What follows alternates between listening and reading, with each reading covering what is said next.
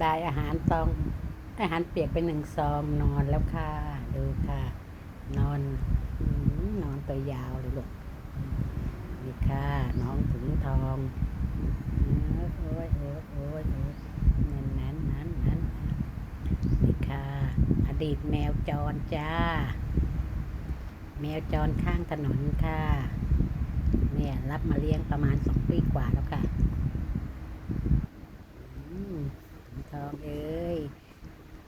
กินเปียกวันละซองค่ะแต่ก่อนให้วันละ2 ซองเดี๋ยวนี้เปลี่ยนใหม่ค่ะคือเหมือนนางกินเยอะเกินไปนางอ้วกเลยค่ะนี่ค่ะนางทำหมันเรียบร้อยแล้วค่ะนี่ค่ะถุงทองถุงทองเลยนี่ค่ะน้องถุงทองดูใกล้ๆหน่อยค่ะ